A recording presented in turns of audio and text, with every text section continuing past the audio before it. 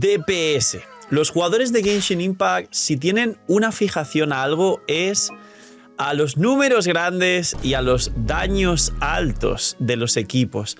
Pero también sabemos que en Carries Impact la mitad de los personajes efectivamente son DPS, porque está más que comprobado que un personaje sea la waifu que hace más daño en el campo y revienta todo, o el señor dragón primordial clasista que te la cara y te manda con San Pedro, está más que comprobado, como decía, que enamora a los jugadores y prefieren ver a su personaje favorito en el campo haciendo todo esto. Pero, ¿cuánto es el máximo de daño real que has conseguido hacer en tu cuenta? Yo hace nada acabo de batir el récord de daño de mi propia historia en todo el juego, con 1.238.000 que está aquí en pantalla, con Kinich C2 concretamente, y aún con el margen de mejora de futuros personajes de Natlan para aportar al propio equipo de Kinich.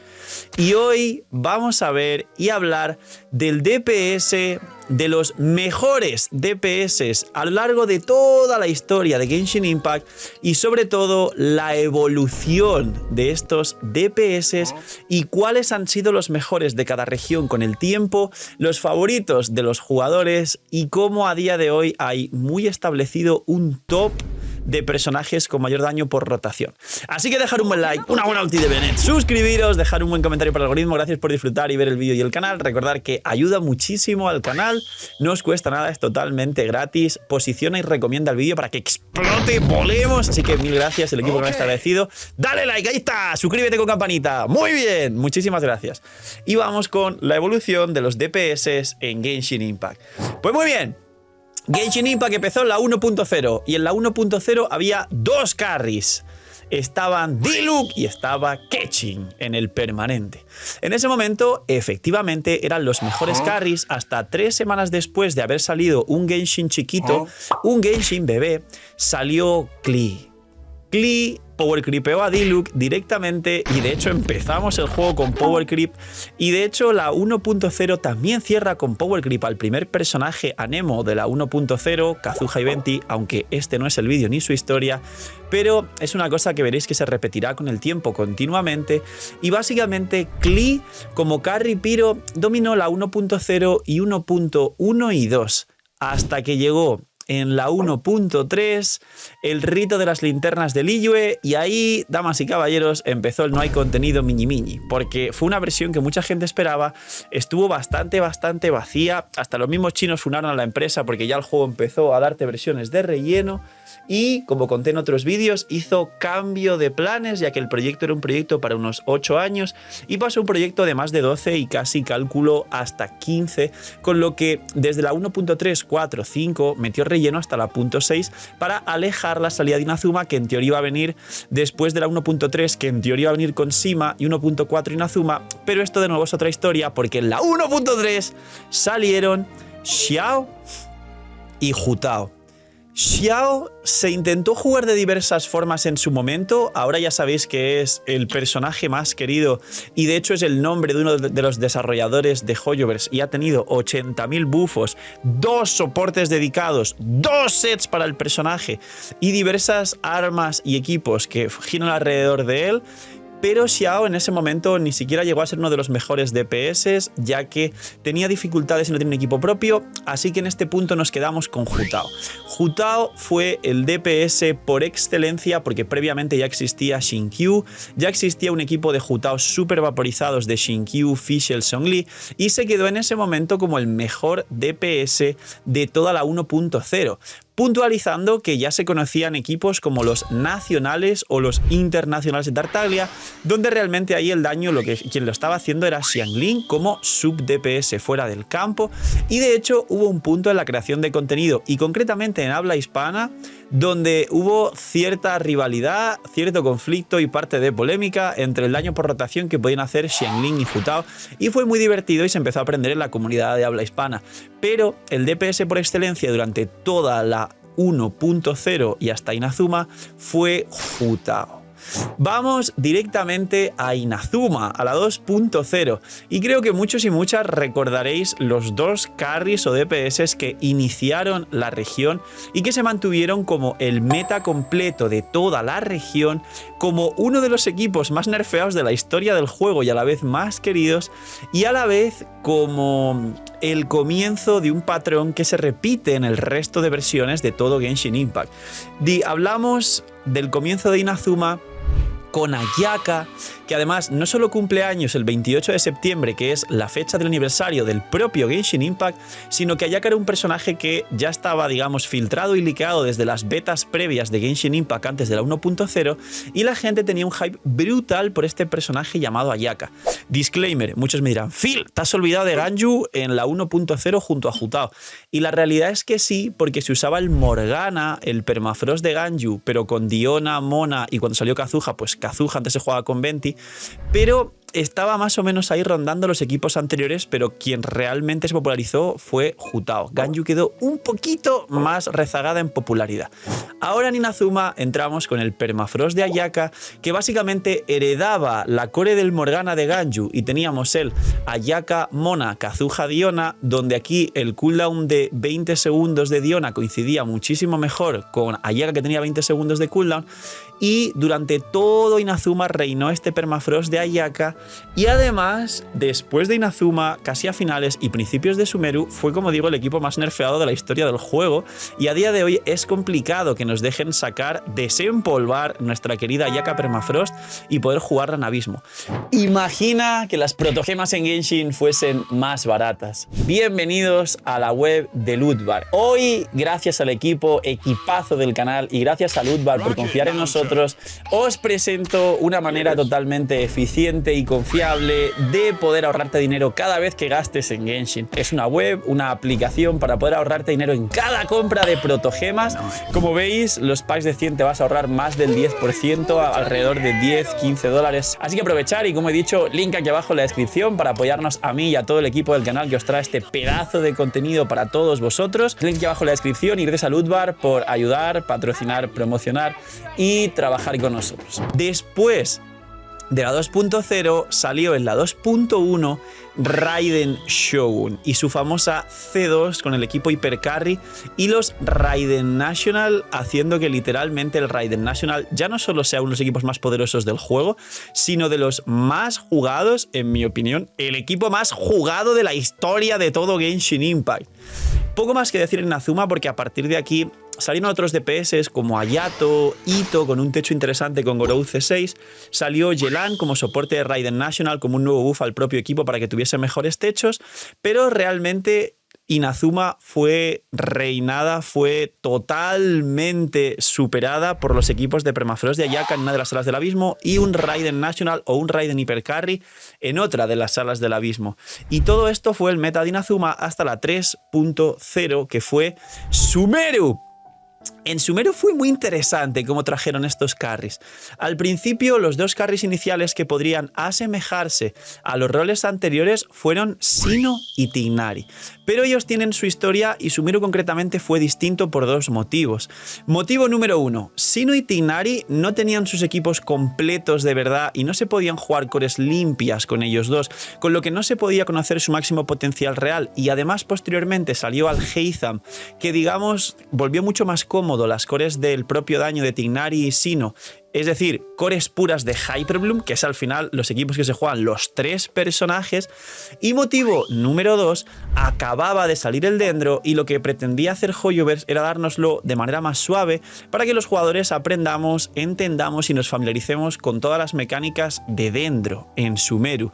Con lo que justo en Sumeru sufrimos un pequeño parón y no recibimos nada más arrancar los carries más poderosos, y ocurrió además, como digo, un pequeño paralelismo que repetiremos y veremos después en Fontaine, con un carry Dendro, Tignari, otro carry Dendro, Alhaitham, y una comparación de poder que después, como digo, se verá reflejada en Linnea y Arlequino.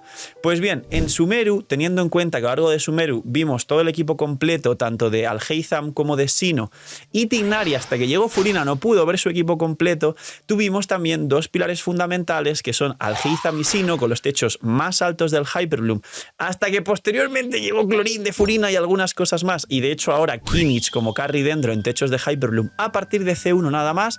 Como digo, con C0 es superado todavía por Alhaitham, pero también tuvimos ese meta y esos techos de daño tan poderosos en Sumeru.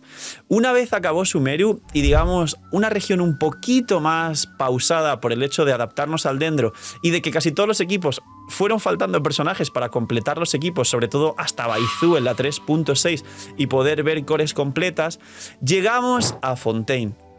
Y de nuevo, como expliqué, veremos paralelismos muy grandes.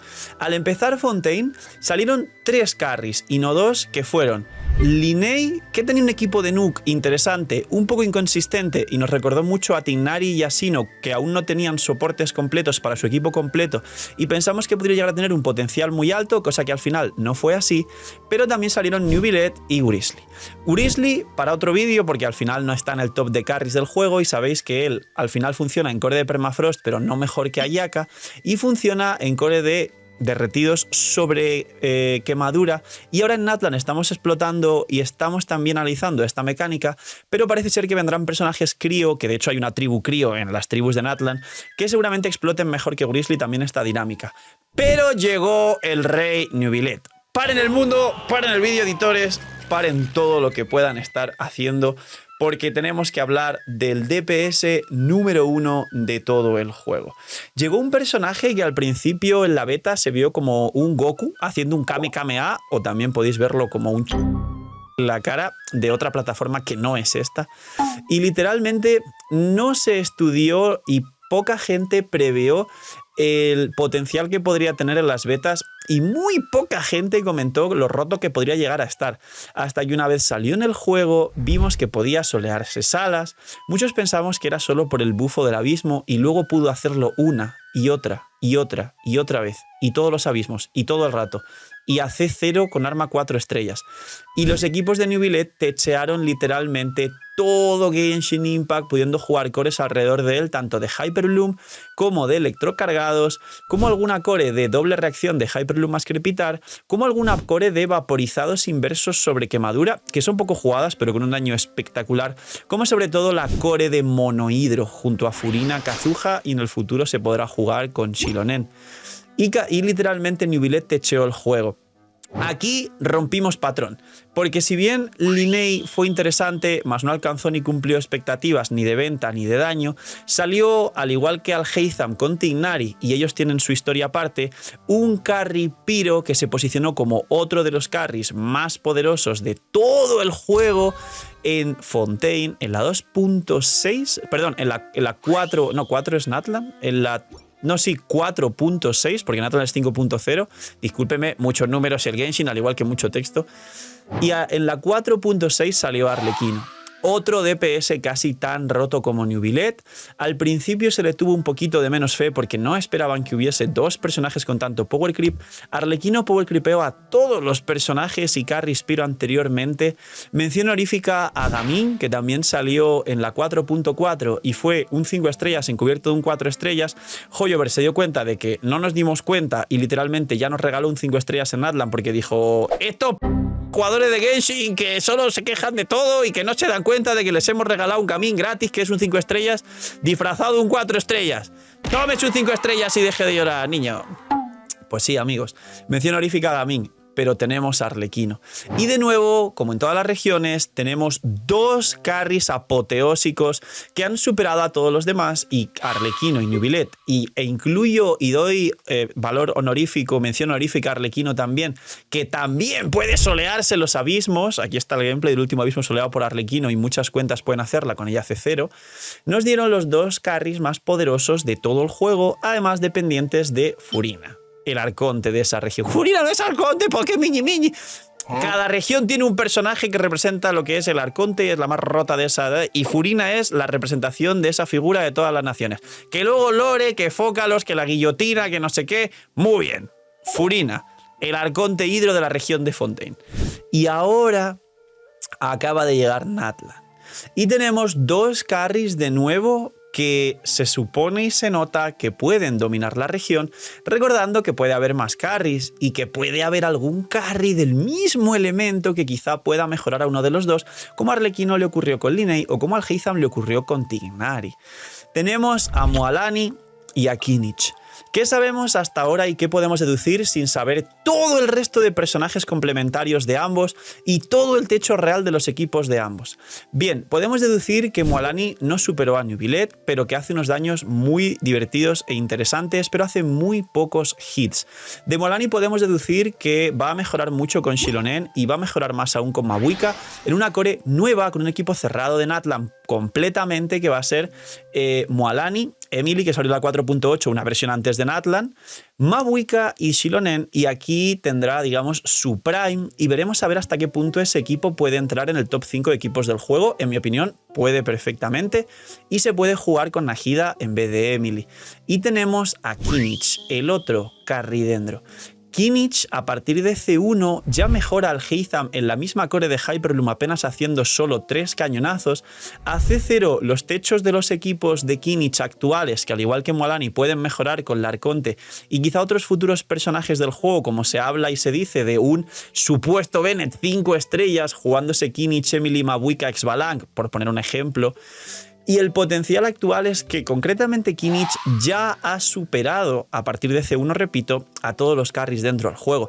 Muchos pueden decir, Phil, es que Miñi, la C1, ¡calla!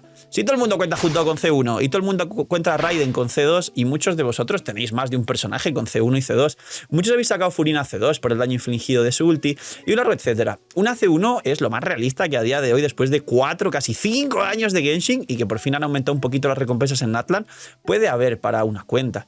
A día de hoy Kinich no solo es el mejor carry dendro, sino que ya ha superado a todos los anteriores, tiene techos superiores a la mayoría de equipos del juego, ya ha entrado directamente con su equipo, con su mejor equipo, sin pasar ningún personaje de C2 y 2, 4 estrellas en el top 4 o 3 a la par de los equipos de Gaming de todo el juego, sino que el problema, y no es un mal problema, de Kinich es que aún tiene potencial de mejorar, al igual que Mualani, que se va a acercar a los top 5, top 6 de mejores equipos del juego. Kinich a día de hoy puede entrar, y ya lo es, si lo conseguís C2 con iba a decir con el arma, pero es que puedes tener Kinich C2 con el arma free to play de la forja y ya puede entrar en este top solo con un arma free to play, pero con la C2. Como tercer carry del juego después de Neuvillette y Arlequino, teniendo la única diferencia con ellos de que no tiene autosustain, ya que Arlequino y Neuvillette se curan, pero teniendo un daño por rotación sostenido individual tan parecido a ellos dos, pudiendo pasar el abismo solo, sin hacer nada, pudiendo carrear equipos o simplemente pasarlo con un Bennett a C0 y probar el Kinich C0 Bennett para que veáis cómo se revienta el abismo sin necesidad del resto de personajes, y no solo teniendo techos abismales con un equipo completo, como digo, llegando a ser también tercero o cuarto mejor equipo del juego, sino con el margen de mejora que todavía falta. Esta es la evolución actual de los carries de todo el juego: Neuvillette, Arlequino, Kinich, Gaming y Mualani. Y esto es una demostración continua del power creep, porque todavía, hasta que no salgan nuevos personajes, no habrá nuevos personajes que entren a este top 5 o 6 de mejores carries de todo el juego. Y van a seguir saliendo carries. La duda para este vídeo finalmente es, dejadme en los comentarios, ¿creéis que a lo largo de todo Natlan saldrá un carry más, como por ejemplo fue Arlequino o al Heizam, que salieron un poquito más adelante en la versión como un carry mucho más poderoso de Sumeru o de Fontaine, que opaque por ejemplo a Mualani, que creo que a Kinich no lo va a hacer, pero puede ser que a Mualani va a seguir estando muy fuerte también con su equipo óptimo, con sus problemillas, pero muy consistente y divertida? ¿Creéis que todavía falta una sorpresa de carry en todo Natlan? ¿Creéis que el Arconte Piro, tanto Xiangling 5 estrella, Miñi, puede ser un DPS y que sea este DPS Piro que de hecho power creepea a Arlequino, que en mi opinión lo veo complicado sinceramente, pero todo puede pasar? O que a lo mejor, no sé, Chasca o algún DPS nuevo, Anemo, porque tenemos a Scaramouche y a Xiao, pero no están muy techeados, que digamos, nos puede dar la sorpresa a todos los jugadores de Genshin Impact. Y por último, al principio del vídeo os comenté cuál fue el daño máximo que habéis tenido en vuestra cuenta. Dejadme en los comentarios si alguno ha llegado al 1.000.000. Lo podéis ver en el logro El Castigador. Entráis en logros, hay una pestaña que pone buscar, escribís El Castigador o solo CAS, C-A-S, le dais a buscar y aparece ese logro y podéis ver cuál es vuestro daño máximo. Ahora, para acabar el vídeo, os pregunto, ¿cuál es vuestro DPS favorito? Bajar a los comentarios y ver también cuál es el carry más elegido por toda la comunidad. Y capaz nos sorprende, y más que carries como Nubileto o Arlequino, la gente como preferido tiene más carries que le gustan, son afines al diseño de personaje, el lore del personaje, la historia, la personalidad y otras cosas. Y a lo mejor veis muchos le sirve a Jutao en los comentarios. Poquito más. Esta es la evolución de todos los carries de Genshin Impact. Dejar un buen like, una buena ulti de Venus, suscribiros, dejar un buen comentario para el algoritmo. Gracias por disfrutar y ver el vídeo y el canal. Gracias por todo el apoyo. Gracias por suscribirte con campanita, por todo lo que está creciendo el canal. Creo que ya en este vídeo puedo decir gracias por los 150.000. Creo que ayer, después de grabar este vídeo, hemos llegado, pero como grabo vídeos para 2 días después o así, yo no sé cronológicamente qué está ocurriendo mientras lo grabo, pero vamos a manifestar y gracias por los 150.000 suscriptores, ahora por los 200.000, rapidísimo como el rayo. Y ahora sí, cuidaos mucho, tened muy buen día, noche miñi miñis y chaito.